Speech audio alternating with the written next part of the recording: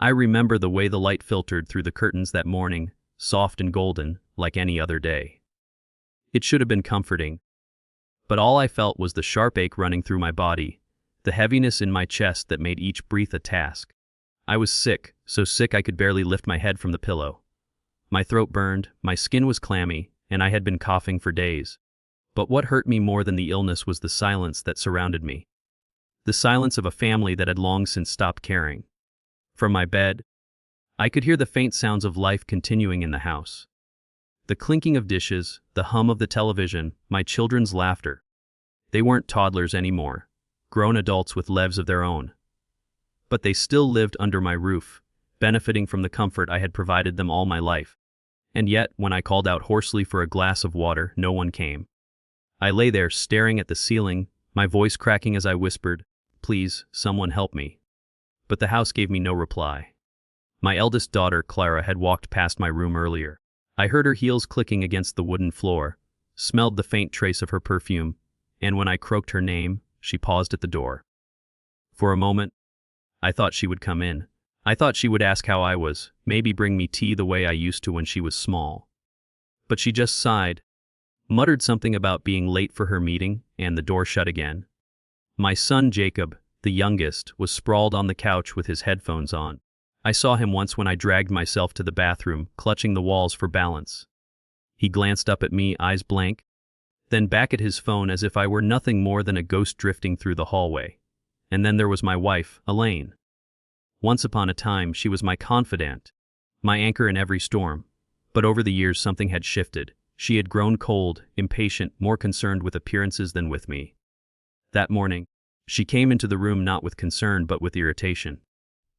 "You've been in bed for 3 days, Daniel," she said flatly, arms crossed. "You're not dying. You're just weak. You need to get up and stop acting so helpless." Her words cut deeper than the sickness itself. I opened my mouth to protest, to beg her for understanding, but she had already turned away, muttering about laundry and bills as though my suffering was an inconvenience she couldn't be bothered with.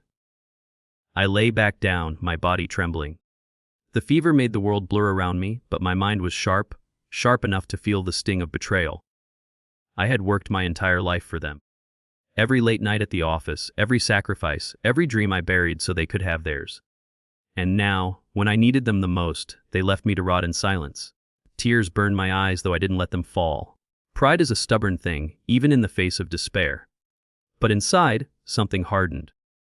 Something I didn't even know existed until that moment. That night, as I lay awake in the darkness, a thought began to take root. If they couldn't see my worth while I was alive, then perhaps they would only realize it after I was gone. And maybe, just maybe, I hadn't seen it in 3 years. I could leave them something more than the comfortable house they took for granted, or the savings account they already dreamed of spending. I could leave them a lesson. One they would never forget. I began to plan. Of course, I didn't have much strength, but planning didn't require it. All I needed was my mind, and mine was sharper than ever when sharpened by pain. Over the next few days, while they ignored me, while they laughed in the living room and pretended I didn't exist, I thought about my will. I thought about the way their eyes would widen when the lawyer read my words aloud. About how the silence would finally fall heavy on them, not me. One evening, when they all sat down for dinner without even asking if I wanted a plate, I forced myself up. My legs shook beneath me, but I made it to my desk. My hand trembled as I wrote, but I wrote with a kind of clarity I hadn't felt in years. Sentence by sentence, I poured not just my last wishes but my last truths. Every line was a mirror held up to their faces, a reminder of what they had become. And when it was finished, I folded it carefully, sealed it, and tucked it away where I knew it would be found. By then I was exhausted. I collapsed back into bed, coughing so hard my ribs ached. But for the first time in days, maybe even years, I felt something close to peace. Not because I believed they would suddenly change and come rushing to my side. No. I had abandoned that hope. It was because I knew that when the time came, they would finally hear me.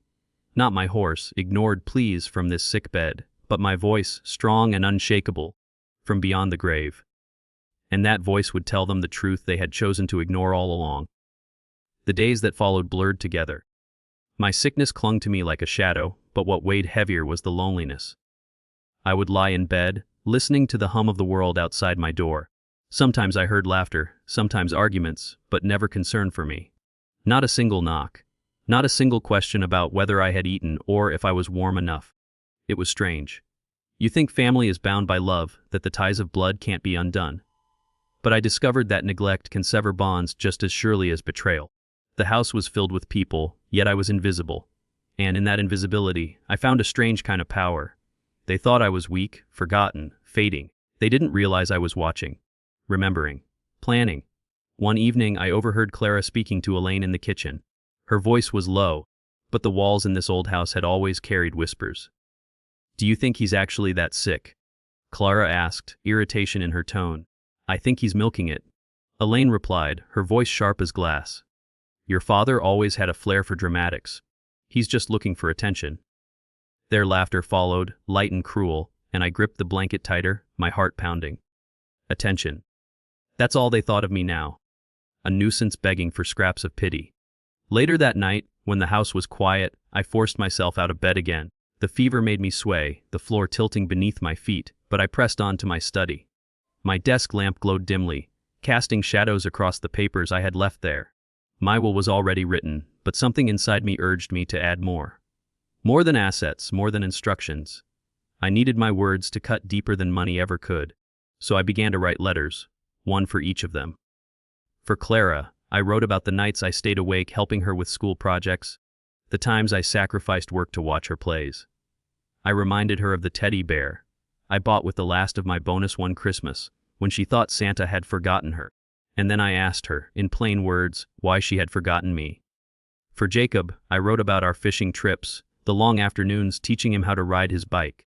I reminded him how I cheered louder than anyone at his games, how I worked overtime to pay for his equipment. And then I asked him if his phone gave him more comfort than I ever had. For Elaine, that was the hardest. I wrote about the woman I married, the laughter we once shared, the nights when we had nothing but still felt like we had everything. I reminded her of the promises we made, the vows she spoke with tears in her eyes. And then I asked her when her heart had turned to stone, and if the house she polished so proudly now felt warmer without me in it. By the time I finished, my hand ached, my body shaking from exhaustion. But as I sealed each letter and placed it with the will, I felt stronger than I had in weeks. The next morning, I tried again to reach out, just once more to see if there was anything left in them worth saving. My voice rasped as I called for Elaine. She appeared in the doorway, not with concern but impatience. "What is it now, Daniel?" she asked, arms folded. "I just need some water," I whispered. Her sigh was long, heavy, as though I had asked for the world. "You can get it yourself when you're ready to stop lying there." Then she turned away, her footsteps echoing down the hall. Something inside me cracked then, not from sadness but from finality. Whatever I once believed about my family was gone. They were no longer the people I thought I lived for. And so, I withdrew. I stopped calling out. I stopped hoping. I let them think I was fading quietly, a burden dissolving into the walls of the house.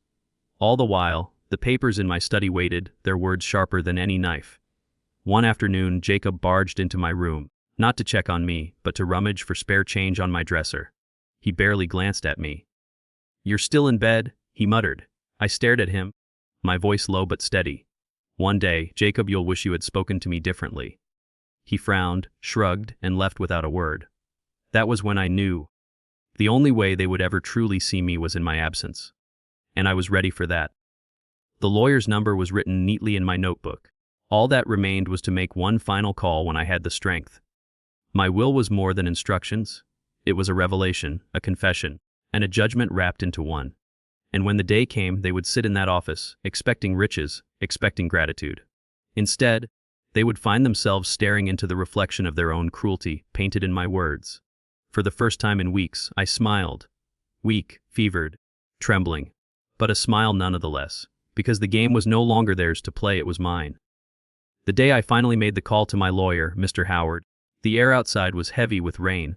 I could hear it drumming against the windows, steady and relentless, like the beating of a drum before a battle. My voice was weak, my throat raw, but when he answered, I forced myself to sound firm. "Howard," I rasped, "it's time. The will is ready. I've written everything I need to say. I just need you to come collect it." He was silent for a moment, then his warm, professional voice replied, "Daniel, I'll come by tomorrow morning. Rest until then. You've done the hard part." And when I hung up the phone, I let out a long breath. Tomorrow, the die would be cast. Tomorrow, the safety net my family thought they had beneath them would vanish, replaced with truths they had spent years avoiding. That evening, I stayed awake longer than usual, listening to the household around me. Clara was laughing on the phone with someone, her voice carefree. Jacob was shouting at his video game. Elaine's heels clicked back and forth as she paced, complaining loudly to her sister about bills, about groceries, about how she to carry this whole house while Daniel lazed around sick. I lay there in silence, feeling the weight of those words. Lazed around. After years of breaking my back to provide for them, that was what I had become in her eyes. A lazy, sick man too weak to be useful. I wanted to scream, to tell her I had carried all of them on my shoulders for decades, but I stayed quiet. Because tomorrow would speak louder than I ever could. The next morning, the rain had stopped, leaving the world damp and glistening. Mr. Howard arrived right on time, his suit crisp, his briefcase polished. When I greeted him at the door, I nearly collapsed from the effort, but he caught me gently by the arm. "Easy, Daniel," he said softly. "Let's sit." I led him into my study, where the documents were neatly stacked on the desk. The sealed envelopes, one for each family member, rested on top. He looked at them, then at me, his eyes filled with something like pity. "You're sure about this?" he asked. "I've never been sure about anything in my life," I whispered. "They need to hear me even if I'm not here to say it." Howard nodded slowly. "Very well. I'll hold these in trust. When the time comes, they'll be delivered exactly as you wrote." I pressed a trembling hand to his. "Thank you."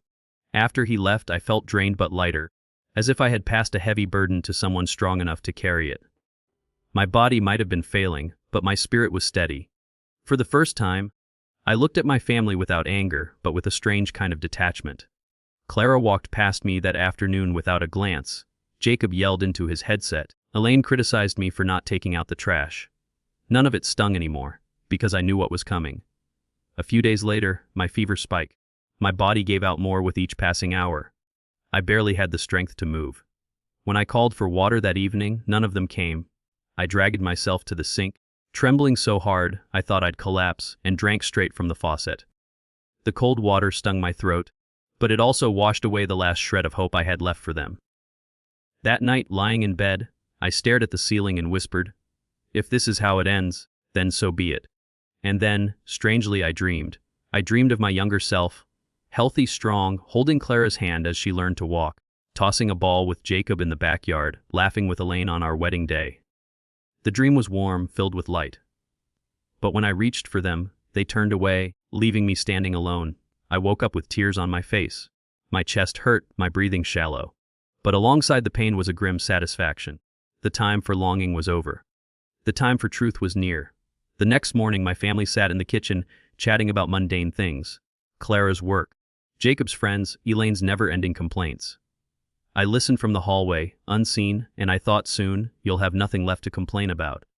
Soon, you'll know exactly what you meant to me in the end.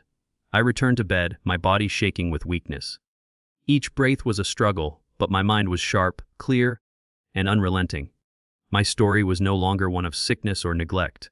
It was a story of reckoning. They didn't know it yet, but their world was about to shift. The days slipped into one another, and I could feel the threads of my strength unraveling. Each morning I woke with a heavier chest. Each night I drifted closer to the edge of something final. My family hardly noticed. To them, I was just a shadow confined to a room, an inconvenience tucked behind a closed door. But what they didn't know was that the lawyer now carried my words, my will, my judgment. Every sigh they gave me, every dismissive glance, only strengthened the justice I had prepared for them. One evening, as the house buzzed with life that didn't include me, I overheard them again. They were gathered in the living room, laughing, their voices carrying clearly through the walls. Clara's voice rang out first. "When Dad finally kicks the bucket, we'll be set. This house alone is worth a fortune." Jacob chuckled. "Yeah, and I'm calling dibs on his car. It's about time I got something out of living here." Elaine didn't laugh. She spoke with a cool certainty that chilled me more than my fever ever could. "Don't start dividing things yet. We'll get what's ours soon enough. Until then, let him rot in there." I froze in my bed, every word searing into me like fire. Rot in there. That was all I was to them. Not a father. Not a husband. Just a decaying obstacle between them and their inheritance. My hand shook, my body weak, but a dark smile curled on my lips. Let them dream of riches. Let them count coins that were never going to be theirs. Because when Mr. Howard read my will, their greedy laughter would turn into stunned silence. Still, the betrayal cut deep. I remembered how I worked 3 jobs when Clara was little, just to keep food on the table. I remembered pawning my watch to buy Jacob his first guitar, watching his eyes light up with gratitude. I remembered selling the car Elaine loved so much, just so we could make the down payment on this house she now polished as if it defined her worth. Every sacrifice, every drop of sweat, every sleepless night, I had done it for them. And now they waited for me to die like vultures circling above. That night, my sickness worsened. I lay in bed, coughing until blood flecked my lips, each breath ragged and shallow. I thought about calling out, just once, to see if even then they might come. But I didn't. I wouldn't give them the satisfaction of thinking I still needed them. Instead, I whispered to myself, they will remember me. Not the way they want to, but the way they deserve to. The next morning, Elaine entered my room, not with concern, but irritation. She tossed a pile of laundry on the chair and muttered, "Try not to make a mess. I just cleaned in here." I looked at her, really looked. The woman who once held my hand through storms, who once believed in us, was gone. In her place stood someone hardened, selfish, unrecognizable. "Lane," I croaked, my voice barely audible. She turned, annoyed. "What?" "You'll regret this?" Her brows knitted. "Regret what? That you refused to help yourself?" I didn't answer. I simply closed my eyes, letting the silence hang heavy between us. She huffed and left, the door slamming behind her. That was the last conversation we ever had. The following night, my body finally gave out. My breathing slowed, the pain dulled into numbness, and the world blurred around me. I wasn't afraid. In fact, I welcomed it. Because I knew my story wasn't ending. It was only beginning. My voice would echo long after I was gone, carried by the words in my will. When they found me the next morning, cold and still, I can only imagine the shock on their faces. Did Elaine scream? Did Clara cry? Did Jacob finally pull off his headphones and realize I was gone? I'll never know, and perhaps I don't care. What I do know is that within days, they would all be sitting in Mr. Howard's office, expecting wealth, expecting comfort, expecting rewards for their neglect. Instead, they would find something far more valuable and far more devastating: the truth. The air in Mr. Howard's office was thick with silence when my family entered. His office had always been a place of order. Books lined neatly on the shelves, a large mahogany desk polished until it gleamed, and the faint scent of leather and old paper lingering in the room. Clara arrived first, strutting in with a false confidence, her phone in her hand as though this were just another meeting she could multitask through. Jacob followed, slouched in his hoodie, his headphones hanging around his neck, eyes darting with restless impatience. Elaine came last, her heels clicking sharply against the floor, her face composed but her eyes gleaming with something she thought she had well greed. Mr. Howard stood when they entered, his expression solemn. "Please, sit." They settled into the chairs across from him, their body language tense, expectant. Clara was the first to break the silence. "So, when do we get to the part about the estate?" Howard's lips pressed into a thin line. He opened his briefcase slowly, deliberately, and withdrew a thick envelope. "Before I proceed, you need to understand something. This isn't just a will, it's a message." Elaine leaned forward, frowning. "A message?" "Yes," Howard said quietly. "Your husband, your father, he wanted you to hear him one last time. His words are written here, and I am bound to read them aloud." Clara rolled her eyes, muttering under her breath, "Typical dad, even dead he needs a speech." But when Howard began to read, her smirk faded. "To my family," his voice carried the weight of my words, deliberate and sharp. "If you are hearing this, it means I am gone. And I suppose, in your eyes, it also means the inheritance you have been waiting for is now within your grasp." Clara shifted in her seat. Jacob scratched the back of his neck. Elaine sat very still, her jaw tight. "But before you count what you believe is yours, I need to remind you of what was truly mine. My love, my sacrifices, my devotion. I gave you my life, piece by piece, and in the end, when I needed you, you gave me nothing." The silence in the room was absolute. Clara's fingers tightened around her phone. Jacob's restless energy drained away, his eyes fixed on the floor. Howard continued, his voice unwavering. "To Clara, my eldest daughter, I remember every night I stayed awake helping you finish your school projects, Every tear I wiped from your cheeks when life seemed too cruel. I worked myself to exhaustion so you could have opportunities I never did. And yet, when I lay sick and called your name, you walked away. You didn't even glance back. To you, I leave not money, but a reminder the next time someone calls for you, remember that one day, no one will. Clara's eyes widened, her lips trembling. She looked as though she wanted to protest, but no sound came out. To Jacob, my son, I cheered at every one of your games. I saved every penny I could to buy you the guitar you wanted, believing you would one day use your voice to move the world. But in the end, the only sound you offered me was silence, broken only by the noise of your headphones. To you, I leave not the car you coveted, but the truth. All the gadgets in the world cannot replace a father's voice when it is gone forever. Jacob's face paled. He sank into his chair, his bravado crumbling. Howard's voice softened, but the weight of the words only grew heavier. And to Elaine, my wife, my partner, my once beloved, I gave you everything I could, built a home from nothing, stood beside you through storms. But somewhere along the way, you decided that a man's worth was measured only by what he could provide. You forgot the vows, the love, the laughter. When I was sick, you told me I was weak. You left me to suffer alone in the house I built for you. To you, I leave not the home, not the savings, but this truth. You polished walls and floors, but you let our love turn to dust. Elaine's mask faltered then. Her lips pressed together, her eyes glistening though she blinked the tears away angrily. Howard paused, his gaze sweeping across their stricken faces before he read the final lines. As for the estate, the house, the savings, all that you expected, I have chosen a different path. Every cent, every brick, every possession is to be donated to charities that will help those who are abandoned, those who are neglected, those who cry out for help and are ignored, just as I was in my final days.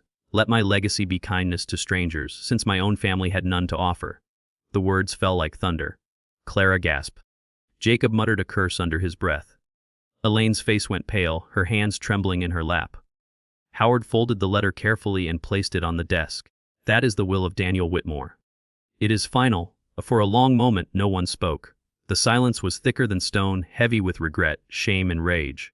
And though I was gone, my voice lingered in the room like a ghost, forcing them to face the truth they had buried beneath their greed. The silence that followed Mr. Howard's words was almost unbearable. My family sat frozen, the weight of my absence crashing over them in waves. For once, their eyes weren't fixed on screens or money or themselves. They were fixed on the truth I had left behind. And the truth was merciless. Clara was the first to break. Her phone slipped from her hand and clattered to the floor. But she didn't pick it up. She just stared at the letter on the desk, her lips trembling. He didn't mean that, she whispered, though her voice betrayed the doubt gnawing at her. He was just angry. He loved us. He wouldn't. But even as she spoke, her face crumpled. Because deep down, she knew. She remembered the nights she had walked past my door, hearing my weak voice call her name, and how she chose to keep walking. She remembered the way she dismissed me as though I were nothing. No amount of denial could erase the truth of what she had done. Jacob shifted uncomfortably, his hands pressed against his knees. He tried to put on his usual mask of defiance, but it cracked like thin glass under the weight of guilt. It's not fair, he muttered, his voice low. I could have at least left us something. I mean, we're family. The Howard's eyes, usually so calm, narrowed slightly. Family is not about blood, Jacob. Family is about love, loyalty, and care. Your father gave those freely, but when he needed them in return, he received nothing. The boy had no reply. His head dropped, his shoulders hunched. For the first time, perhaps in his entire life, Jacob looked small, like the child he had once been, desperate for the approval of a father he had taken for granted. Elaine sat rigid, her face pale, her composure unraveling thread by thread. She tried to steel herself, to hold on to her pride, but even she could not withstand the mirror I had left for her. Slowly, she leaned back in her chair, her eyes glistening despite her best efforts. He hated me, she whispered. Howard shook his head. No, he loved you, Mrs. Whitmore. He loved you deeply. That's why this cut so sharply. His final words were not hate, they were truth. The question is whether you will let that truth change you, or destroy you. Her lips parted, but no words came. The woman who had once believed she could withstand anything sat silent, broken by the realization that the man she had dismissed as weak had delivered the strongest blow of all. The room was heavy with grief and shame, but beneath it all was something else too, reflection. The realization that money could not buy back what they had lost, that no inheritance could silence the echo of the voice they had ignored. Howard cleared his throat softly, breaking the silence. Your father's estate will go to charities across the city, to shelters, to hospitals, to those abandoned and forgotten. In death, as in life, he chose to care for those who needed him most. The finality of it settled over them. Clara's tears spilled silently down her cheeks. Jacob clenched his fists, fighting the storm inside him. Elaine looked away, her eyes fixed on nothing, as though the weight of her choices was too much to bear. And though I wasn't there, I imagined them walking out of that office, the sunlight feeling harsher, the world colder. For the first time, they would enter the house I had built and feel it empty, not just of me, but of the warmth I had carried within it. I imagined Clara sitting in her room, staring at the teddy bear she once loved, realizing she had traded love for indifference. I imagined Jacob strumming that guitar I had given him, each note sounding more like a plea for forgiveness than music. I imagined Elaine wandering the polished hallways of the house, seeing not perfection but the ghost of the man she had let slip away. That was my revenge, not cruel, not violent, but piercing. A truth too sharp to ignore, a mirror they could never escape. My absence would haunt them more than my presence ever did.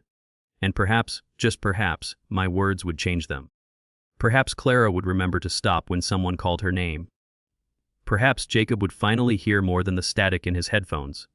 Perhaps Elaine would rediscover the vows she had abandoned. Or perhaps not. Perhaps they would crumble under the weight of regret. That choice, in the end, was theirs. As for me, my story ended not in silence, but in a voice carried beyond the grave. I had been ignored in life, but in death, I became unforgettable. And so, the man they thought weak, the man they thought invisible, became the voice they could never escape. The voice that would echo in their hearts forever.